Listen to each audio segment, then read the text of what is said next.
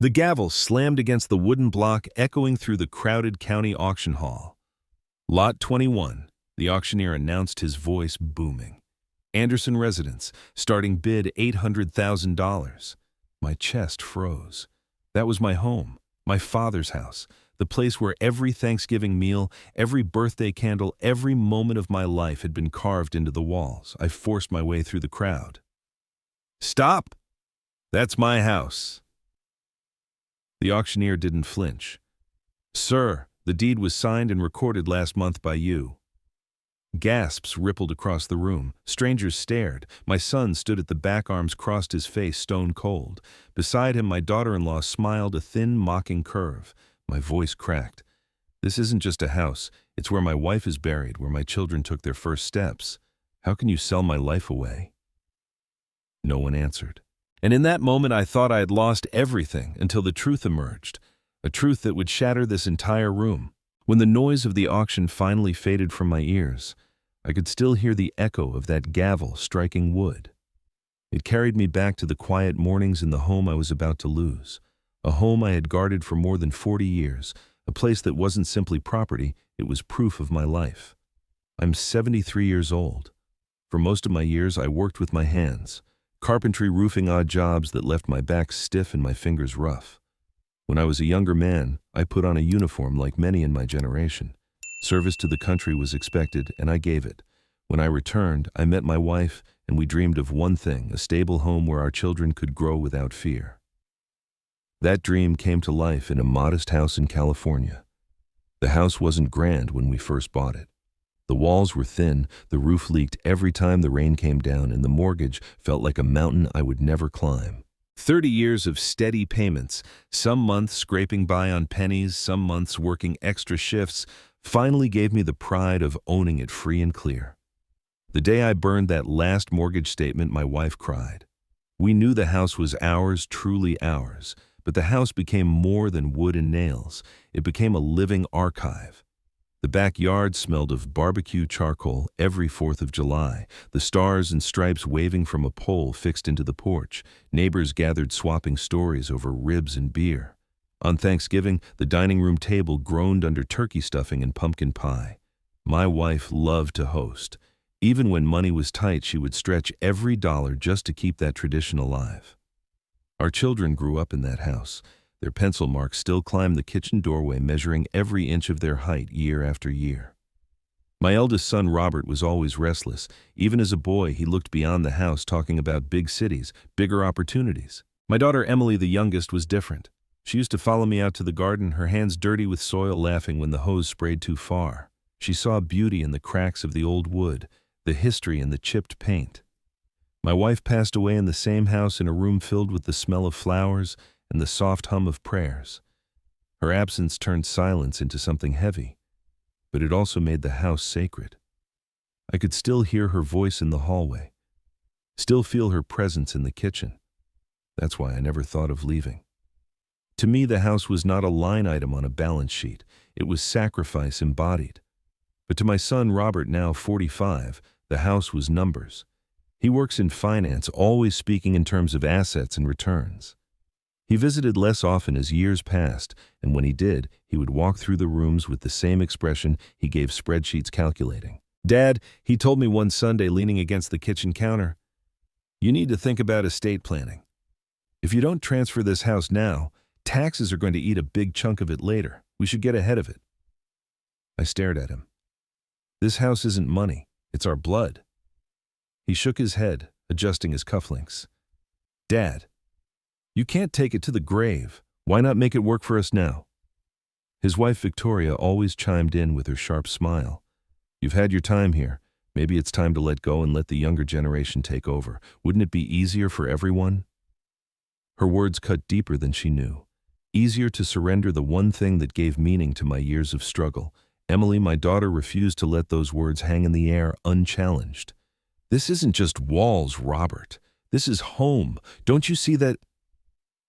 She looked at him the way her mother used to when disappointment was heavier than anger. But Robert was unmoved. His eyes darted over the walls as though he was already imagining the sale price. At first I thought it was just talk. Many families argue over inheritance and taxes, but I never believed my own blood would cross a line. I shrugged it off, poured myself a glass of iced tea, and sat out on the porch with my old neighbor Jim. He had lived next door for 30 years. You know, Bill, Jim said, kids these days don't see houses the way we did. We saw them as roots. They see them as chips to cash in. I nodded, though I wanted to believe my children were different. The weeks that followed proved me wrong. Robert visited more often, but not for family dinners or to share stories. He carried folders, documents, numbers printed in bold. Dad, if you don't act now, the IRS will take a big slice. Just sign this, it's routine. You're protecting your legacy. See. He used that word like a salesman uses discount. I pushed the papers back. No, this home is not a transaction. Victoria leaned in, lowering her voice as if speaking to a stubborn child. Bill, you've worked hard, yes, but what good is clinging to bricks? Isn't your family more important than memories? Emily slammed her hand on the table. This is more than memory. It's the ground we grew on. The tension thickened. Even the air in the house seemed heavier, as if the walls themselves sensed betrayal stirring inside them. Still, I held on to hope. I believed foolishly that Robert would not take further steps, that his ambition was all words. But ambition paired with greed rarely stays quiet. One night after everyone left, I walked through the house slowly. My fingers traced the wood grain of the banister, the same banister Robert once slid down as a boy. I looked at the kitchen where Emily once baked cookies with her mother. I whispered into the empty room, "This house is more alive than I am, and I'll protect it until my last breath." I did not know then how quickly those words would be tested. That Thanksgiving, the house carried the smell of roasted turkey long before guests arrived. Emily helped me in the kitchen, brushing butter across the bird while I mashed potatoes the way her mother once did. By evening, the dining room was filled, neighbors, old friends, even Jim from next door with his famous pecan pie. I watched the faces glow in the candlelight. Laughter echoed, glasses clinked, children darted under the table. For a moment, it felt as if nothing had changed. Then Robert cleared his throat, standing with a glass of wine. A toast, he said, to new beginnings, to making wise choices for the future. His words seemed harmless, but the way Victoria squeezed his arm told another story. Jim leaned toward me quietly. Bill, don't let anyone sweet-talk you into giving up this place. Once it's gone, you'll never get it back. I nodded, the turkey growing cold on my plate. I realized then that the very people celebrating under my roof might be plotting to strip it away. I didn't always fear losing the house. For decades, it was the one thing I believed I could count on. My life had been uncertain in many ways, but the house stood as steady as the oak beams that framed it. We bought it in the mid-1970s, my wife and I. Back then, the country was wobbling through recession. Gas prices soared, jobs were unstable, and inflation chewed away at every paycheck. But I was young, determined, and convinced that if I had a place of my own, everything else could be endured. The house was modest, some would even say shabby. The roof leaked when it rained. The plumbing rattled every time someone flushed. But when I signed those first mortgage papers, I felt taller than the skyscrapers downtown. My wife slipped her arm into mine and whispered, "This is where we'll build our life." Building was the right word. Those walls became the backdrop to everything. When Robert was born, we painted his nursery pale blue. The crib wobbled because I built it myself, but my wife laughed and said the imperfection made it ours. When Emily arrived, I had already improved the roof, patched the leaks, and built flower boxes under the windows. She grew up among roses and daisies because her mother loved color, and I wanted the house to reflect that love. The mortgage was a mountain, and the climb was steep. Some months I picked up extra work hammering nails for contractors during the day, sweeping workshops at night. My back ached, my hands blistered, but each time I mailed a payment, I felt a weight lift. 30 years later, when I burned the final mortgage statement in the fireplace, my wife wept into my chest. We danced in the living room with no music, just the sound of fire crackling, knowing the house was truly ours. It became more than shelter. It was a time capsule. The kitchen doorway still bore pencil lines marking the children's growth. Robert shooting up fast, Emily inching higher year after year. The dining room smelled of roasted turkey. Every November, the walls echoing with the clatter of forks and bursts of laughter. On birthdays, balloons floated across the ceiling. I can still see Emily's chocolate-smudged grin at 6 years old, or Robert's impatient expression when we lit too many candles. The neighbors became family, too. Jim from next door often borrowed my ladder and brought it back with a six-pack as thanks. On summer nights, our yards blended together, kids playing tag under the stars, adults talking mortgages and baseball scores. When Robert graduated high school, we posed for a family photo on the front porch. He towered over his sister by then, his cap slipping sideways, his smile broad and careless. Emily clutched his arm proud. My wife kissed his cheek, leaving lipstick on his gown. I remember thinking, this house will always hold us together. But time has a way of carving cracks. Robert went off to college, and the farther he went, the more he outgrew the house. Each visit home, he seemed impatient, criticizing the old paint, the creaky floors, the outdated kitchen. "Dad, why don't you remodel? This place is falling behind." I told him it doesn't need to impress anyone. It just needs to hold us. He rolled his eyes, muttering about market value and return on investment. He studied finance, spoke a language of assets and liabilities, numbers and projections. The warmth of the house meant little to him. It was just an address, a line on a deed that could be leveraged. Emily was the opposite. She loved the cracks, the imperfections. She followed me when I fixed shingles on the roof, steadied the ladder while I hammered, learned how to replace a fuse when the lights went out. On snowy mornings, she shoveled beside me, her cheeks red and her laughter bouncing off the icicles. She treated the house not as property, but as a living relative. After Robert moved out for good, Emily stayed close. She visited weekly, sometimes daily. She helped repaint the porch, planted new roses in the boxes her mother adored, and brought groceries when she noticed my fridge was too empty. Her presence kept the house alive when silence threatened to smother it. Then came the hardest day, the day my wife passed. She had fought illness for months, refusing to leave the house, even when the doctors suggested hospice. She wanted to go surrounded by the walls that had sheltered her life. I honored that wish. Family and friends filled the rooms with flowers. Hymns hummed softly, prayers whispered. When she took her last breath, the house seemed to sigh with me. After that, every room carried her memory. The kitchen smelled of her apple pies long after the oven cooled. The garden bloomed with the flowers she once tended. Her voice seemed to echo whenever Emily and I laughed together. The house was sacred.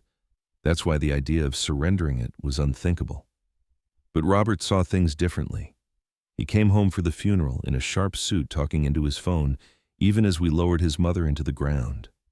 His grief was hidden behind numbers and meetings. At the reception, I overheard him telling a cousin, "Once Dad's gone, that house will finally work for us. Property in this area is prime." The words chilled me. My heart pounded as if the foundation of the house itself had cracked. I never confronted him then. I wanted to believe he spoke in grief, confused, detached. But a father knows his son's tone. It was not grief. It was calculation. Emily noticed too. She gripped my hand. "Don't worry, Dad. I won't let anything happen to this place." Her eyes shone with her mother's fire. Years passed. I grew older, my knees stiff, my breath shorter, but the house remained strong. I fixed what I could, called Emily when I couldn't. Together we kept it upright. Yet Robert's visits grew colder. He no longer asked how I was. Instead, he asked about the deed, the taxes, whether I had considered smart financial moves. I laughed it off, thinking love would keep the family together. But love does not silence greed.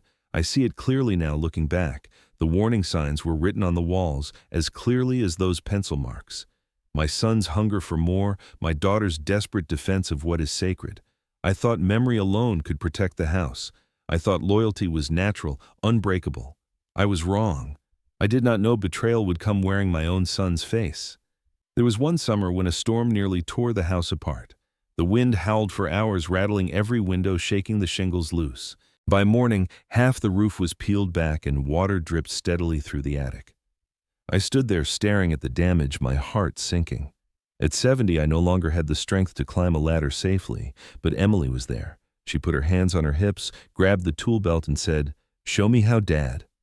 Together we hauled tarps, hammered new shingles, and dried out soaked insulation. She laughed when the hammer slipped from her hand, cursed when nails bent, and beamed when we finished. That day I realized the house was more than mine. It was hers too, because she chose to fight for it. Contrast that with Robert. When he visited that weekend, he didn't ask how we had managed. He just shook his head and said, You should have let it collapse and claimed the insurance. Sometimes it's smarter to start over. I wanted to yell at him to tell him a home isn't disposable like a broken stock. But I stayed quiet, hoping time would teach him what the house meant. Another 4th of July brought the whole neighborhood into our yard. Smoke from the grill rose into the sky, kids ran with sparklers, and neighbors spread blankets on the grass. I stood at the grill flipping burgers while Jim played his guitar. Emily set out lemonade in mason jars. People laughed, sang, and toasted freedom under fireworks that lit the night. I looked around at the yard full of life and thought, this is what a home is for. Not numbers, not deeds, but roots. But even then, Robert's eyes drifted to the property line. Dad, he said, sipping his beer, if you tore down that old shed, you could extend the patio. It would raise the value. Buyers love space. Buyers. The word stung. The party roared on, but in my chest grew a quiet fear. Robert would never see this place as anything more than potential profit. And then came the funeral. My wife's final farewell. Friends and neighbors filled the living room with flowers. Hymns floated from trembling voices, the same voices that had once cheered at birthday songs in that very room. Emily held me upright, her tears staining my sleeve. Robert stood apart, his phone buzzing in his pocket. When he finally spoke, his words were about logistics, not grief. Dad, you should update the title now. Make things easier later. Easier, the same word Victoria liked to use. Neighbors noticed. Jim whispered, your boy doesn't understand, Bill. He sees dollars where you see a life. I nodded, the weight of truth pressing me down. That night, after everyone left, I wandered through the house in silence. The smell of lilies still lingered, heavy and sweet. I paused at the kitchen, running my fingers along the doorway, still etched with those pencil marks. My wife's absence was unbearable, but the house held her memory like a living shrine. I whispered into the empty rooms, this place will keep us together. It has to. But deep down, I knew cracks had already formed, not in the walls, but in the bloodline. The storm began quietly, as betrayals often do. Robert didn't shout. He didn't accuse. He simply laid a folder on my kitchen table one late afternoon, the kind of folder he always carried from office to office. His tie was perfectly knotted, his suit pressed. He looked like a man presenting a quarterly report, not a son speaking to his father. Dad, he said, sliding the papers toward me, it's time to make things official. You already signed. We filed it to protect you. I frowned, the letters on the page swimming before my eyes. At the top, in bold, grant deed. And there at the bottom, my own name scratched in ink. I never signed this, I whispered. Robert's jaw tightened. You did. Maybe you don't remember. You've been under stress. This was for your benefit, to avoid taxes that would eat up your estate. My heart hammered. For my benefit, I slammed my palm against the table. This house is mine. How dare you tell me I gave it away? Victoria's voice cut through the room, cold and sharp. She perched in the doorway, arms folded, lips curved. Bill, maybe you forgot. Memory fades at your age. That's not shameful, it happens. Her words burned like acid. I looked at my son, searching his eyes for mercy, for some flicker of the boy who once slid down the banister laughing. But he stood rigid, as if the paper in front of me mattered more than the man who raised him. I didn't sleep that night. Every creak of the house sounded like it was protesting, crying out that it was being stolen. At dawn, I drove to the county recorder's office. The clerk behind the glass barely glanced at me as I stammered out my request. She typed on her computer, then printed a copy. Yes, sir, she said flatly, this deed was filed last month. It's valid, signed and notarized electronically. I took the pages with trembling hands. My name stared back at me in bold black letters. My signature curled across the bottom, a near-perfect imitation. It's not mine, I muttered. It's not my hand. The clerk shrugged. Everything looks in order. If you have a dispute, you'll need to take it to court. I stumbled out into the sunlight, but the day felt darker than any storm. The whispers began within a week. At the grocery store, neighbors glanced at me with pity. At church, someone asked gently, Bill, did you really give the house to Robert already? At a backyard barbecue, Jim pulled me aside. People are talking, Bill. They think maybe you're slipping. They say you signed because you were confused. Confused. The word clawed at me. My son had painted me as senile, forgetful, incapable, and people believed it. During that barbecue, I saw Victoria's smile across the yard, thin and triumphant. She carried herself as though the house already belonged to her. Robert stood beside her, silent, letting her smile say everything. I clenched my fists until my nails cut my palms. Public humiliation was worse than theft, it was erasure. That night, I sat in the living room alone, staring at the family photo from Robert's graduation. His young smile looked back at me with a warmth that no longer existed. I whispered into the empty room, "What did I do wrong? How did my son become a stranger?" Emily came by the next day carrying groceries. She found me hunched over the deed, my hands shaking. "Dad," she asked gently. "They say I signed this," I muttered. "The county says it's valid." She scanned the paper, her brows knitting. "This doesn't make sense. Where's the timestamp? Where's the filing email? I hadn't even thought to look." Emily pulled out her laptop, logged into my old email account, and began searching. Her fingers flew across the keys. "Here," she said finally. "The county sent confirmation the night it was filed. But look, this IP address, this location tag." She turned the screen toward me. My breath caught. "That's Robert's house," she whispered. "This wasn't filed from here. It was filed from his Wi-Fi." I stared at her, my throat dry. He did this." She bit her lip, fury flashing in her eyes. "I think so, but we need proof. More than this." The confrontation came 2 nights later. Robert stopped by, smug confidence radiating from every movement. He poured himself coffee without asking, sat at the kitchen table like it already belonged to him. "Dad, this is for the best," he said. "I'm securing the future. Taxes, probate, it's all messy. I took care of it." I slammed my fist down. "Securing for who? Not for me." His eyes narrowed. "For the family. For Emily, too." Emily's voice rang from the doorway, sharp as a blade. "Don't you dare drag me into this. You're not protecting anyone, you're stealing." Robert scoffed. "Grow up, Emily. This house is worth almost $1 million. Dad's old. Sentimental nonsense doesn't pay bills." I stood, my voice shaking with fury. "This isn't nonsense. This is our blood. I bled into these walls. Your mother's laughter is in these halls, and you would trade it for numbers on a screen." For the first time, Robert's composure cracked. He snapped, "I'm not letting sentiment drag us down. This is business, Dad. Smart business." I leaned across the table, glaring into his eyes. "Then you are no son of mine." Silence fell. Victoria tugged Robert's arm, smirking as though she had already won. They left without another word. Days blurred. I walked the halls of the house like a ghost, touching the walls, whispering to the memories. The world thought I had signed. The county said it was valid. My son acted as if it were his. I felt stripped, erased, humiliated. But Emily would not let me sink. She returned with folders of her own, filled with screenshots, logs, bits of evidence pieced together. She showed me the timestamps, the IP addresses, the discrepancies.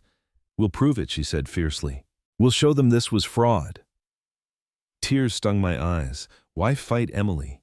They won't believe me. The world already thinks I'm a confused old man. She squeezed my hand. "Then let them think. But I'll prove them wrong. You're not alone, Dad." The following Sunday at church, I felt the stares before I even sat down. Old Mrs. Green leaned toward her friend and whispered not softly enough. "Poor Bill, signing away his house like that. Such a shame when age gets the better of you." I clenched my jaw. Age gets the better of you. My mind was sharp, sharper than people wanted to admit. But Robert's story had spread like weeds, choking out the truth. Even in God's house, my reputation was crumbling. At the grocery store, a cashier asked casually, "So moving in with your son soon?" "Heard you gave him the place." I dropped the bag of apples I was holding. The sound echoed louder than it should have. I muttered something about a mistake, but she had already turned to the next customer. Humiliation wasn't confined to whispers. It was public, relentless, a slow erosion of dignity. One evening, Robert and Victoria arrived unannounced, stepping into the house like owners, not guests. Victoria trailed her fingers along the banister. "We'll need to refinish this. Buyers love a polished look." "Buyers?" I repeated, my chest tightening. Robert sighed as though I were a stubborn client. "Dad, don't make this harder. The deed is filed. The house is ours to manage. You can stay here a little while, of course, but long term, we'll make arrangements." "Arrangements," I roared. "This is my home," Emily stormed in, then her eyes blazing. "You talk like he's already gone. He's not dead, Robert. Stop circling like vultures." Victoria smirked. "Don't be dramatic, Emily. We're being practical." Emily spat the words like fire. Practical is feeding your father, not selling the roof over his head. That night alone again, I questioned myself. Was I losing my memory? Could I have signed something without realizing? The papers looked so real? The county clerk had spoken with such certainty. I replayed every conversation, every signature, every doctor's appointment. Doubt crept in like rot through the beams. I stood in front of the mirror, staring into my own eyes. Am I slipping? I whispered. Or are they lying? The silence offered no comfort.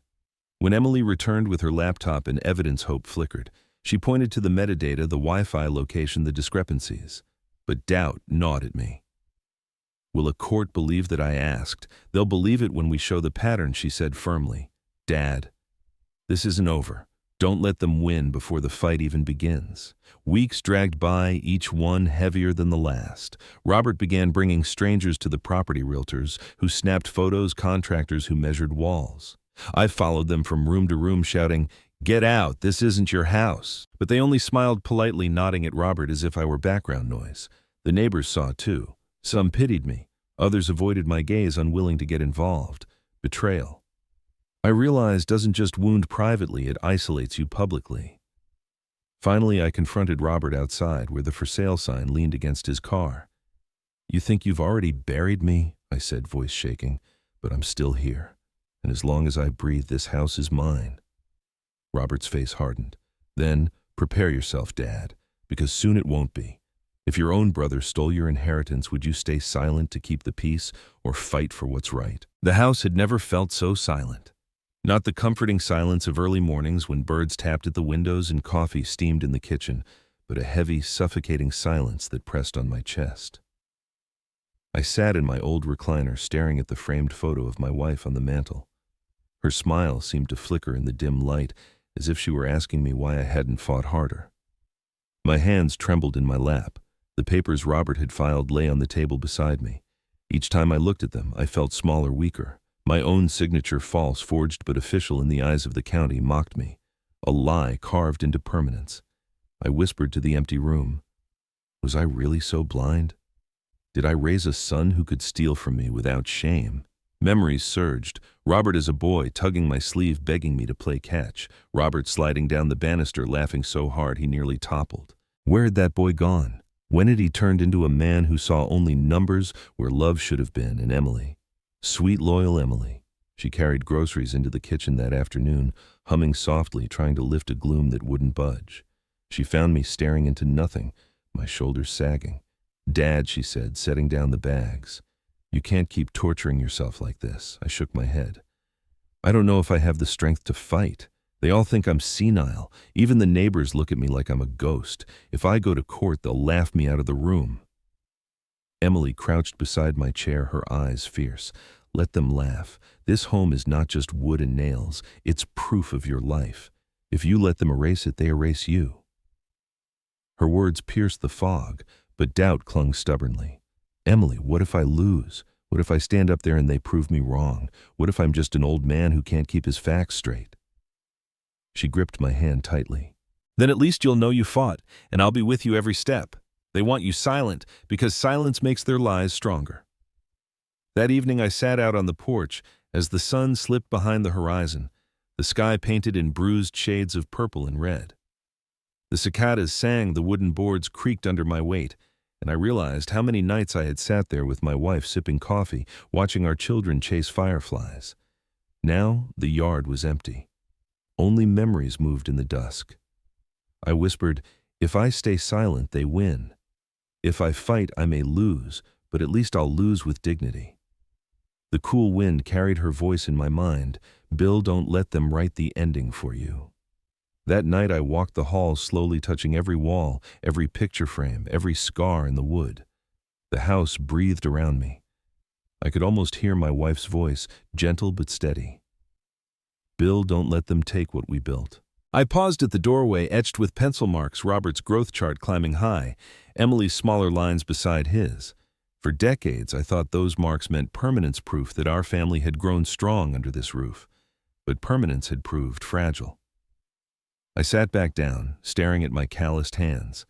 These were hands that had built furniture, fixed roofs, earned every dollar that paid for this house. I had given my country, my youth, my wife, my devotion, my children, my strength. And now my own blood wanted to cast me aside as though I were a burden. The betrayal cut deeper than poverty ever had. Poverty I had endured. Betrayal threatened to erase my very dignity. I thought about the America I grew up in, the one where neighbors waved from porches, where a man's word mattered, where hard work built a foundation no one could shake. Was that America gone, or had I just been naive to think it would protect me in old age? Taxes, laws, papers, they had become weapons in the hands of my own son. Tools I didn't fully understand turned against me. Was this what justice meant now? That the clever and cunning could rewrite reality and a lifetime of sacrifice counted for nothing? The question burned. Do I stay silent, or do I fight? Silence had always been my shield. When work was scarce, I endured quietly. When my back ached, I gritted my teeth. When my wife grew sick, I whispered prayers instead of crying out. But silence now would mean surrender. It would mean handing Robert the keys to everything I had lived for. I rose from the chair, my knees protesting, my breath unsteady. But I stood taller than I had in weeks. I whispered to the empty room, to my wife's memory, to the generations carved into these walls. No, I won't be silent. Not this time. The next morning, Emily found me at the kitchen table with a pen in hand and a notebook open. "What are you doing, Dad?" she asked. "I'm writing it all down," I said.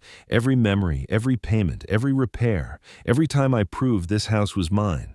If they want to question my mind, they'll have my record. They can't erase the truth if I put it on paper." Her smile trembled, half sadness, half pride. That's the father I know. I reached for her hand.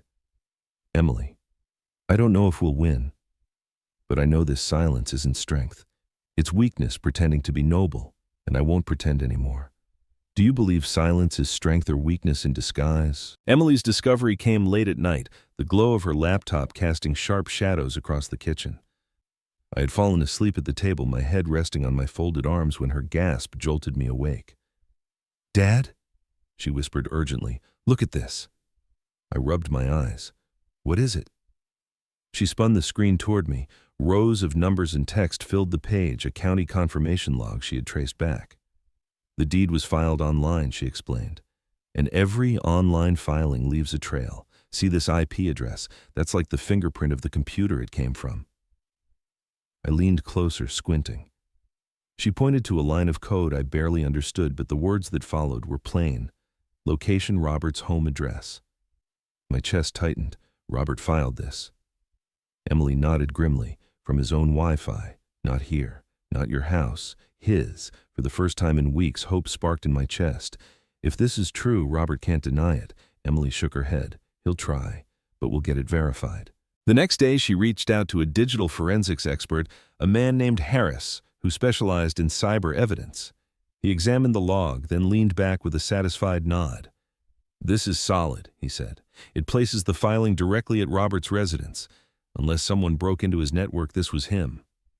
I felt both sick and vindicated. My son, my own flesh and blood, had stolen my name with a click of a button. But now, finally, there was a weapon sharp enough to cut through his lies. We met with a lawyer recommended by Jim, my old neighbor. The lawyer, a calm man with silver hair and steady eyes, listened patiently as Emily laid out the evidence. He turned to me. "Mr. Anderson, the county recognizes the deed as valid, but courts also recognize fraud. If we can prove you didn't file this, you have a strong case." I swallowed hard. Will the court believe me? Everyone thinks I'm confused. He smiled faintly. "Paper trails don't forget. Unlike people, computers don't lie." Emily squeezed my hand under the table. For the first time in months, I felt like I wasn't walking into battle alone. At home, I began keeping a journal. I wrote down everything: where I had been the day the deed was filed, what time I left the doctor's office who had seen me that morning. The hospital records matched perfectly. I was across town when my signature appeared online. Piece by piece, the truth was stacking higher than the lies. Still, the nights were long. I sat in the living room staring at my wife's photo, whispering my fears. What if I fail? What if Robert still wins? But the house seemed to breathe back courage. Its walls had survived storms, fires, decades of struggle. Couldn't I? One evening, Robert confronted Emily in the driveway. I watched from the window as he loomed over her, his voice sharp. "Why are you digging?" he demanded. "Whose side are you on?" Emily didn't flinch. "I'm on the side of the truth." Robert's face twisted. "You'll regret this." "You're tearing the family apart," she shot back. "You did that the moment you forged Dad's name." I stepped outside my cane, tapping the pavement. "Leave her alone, Robert." For a moment, he looked at me not as a son looks at his father, but as a rival looks at an obstacle. Then he turned, climbed into his car, and drove off without another word. The following week was consumed with preparation. Emily cataloged every email, every log, every witness statement. The lawyer drafted motion subpoenas and affidavits. The forensic expert promised to testify. The night before our first court hearing, I stood before the bathroom mirror rehearsing my words. My reflection stared back, lined face, weary eyes, shoulders bent with age. I lifted my chin, forcing strength into my voice. "My name is William Anderson," I whispered. "I did not sign that deed. I will not be erased." Over and over I repeated it until my voice grew steadier, until the man in the mirror looked less like a victim and more like a witness ready to speak truth. Emily knocked softly. "Dad, are you all right?" I opened the door, notebook in hand. "I'm ready," I said. "For once in my life, I'm not afraid of my own son. He should be afraid of me, afraid of the truth." She smiled through her tears. "That's the father I always believed in." I wrote late into the night, documenting not only facts, but memories, the sacrifices, the years, the proof that this house was more than numbers. Emily read over my shoulder once. "Why are you writing all this down?" she asked softly. "Because I said if they doubt my mind, they'll see it here. Every line, every detail. They can't erase the truth if I carve it into paper." Her eyes glistened and she whispered, "I'm proud of you, Dad." As the court date approached, fear still gnawed at me, but it no longer owned me. I stood taller, spoke louder. When neighbors whispered now, I met their eyes instead of looking away. One evening, I stood on the porch with Emily, watching the sun dip behind the roofline. The house glowed golden in the fading light, its windows catching fire from the sunset. I thought I had lost everything I told her quietly. But now I realize I still have the truth. And the truth is stronger than their lies. Emily slipped her arm around me. "And you still have me, Dad. We're going to win this." For the first time in months, I allowed myself to believe her. The courthouse smelled faintly of old wood and disinfectant, the kind of scent that clings to a place where battles have been fought for decades. I clutched my cane tighter as Emily guided me up the steps. My legs trembled, but not from age alone, from the weight of what this day meant. Inside the courtroom buzzed with whispers. Neighbors, old friends, even distant relatives had gathered hungry for spectacle. To them it was a family feud. To me, it was life itself.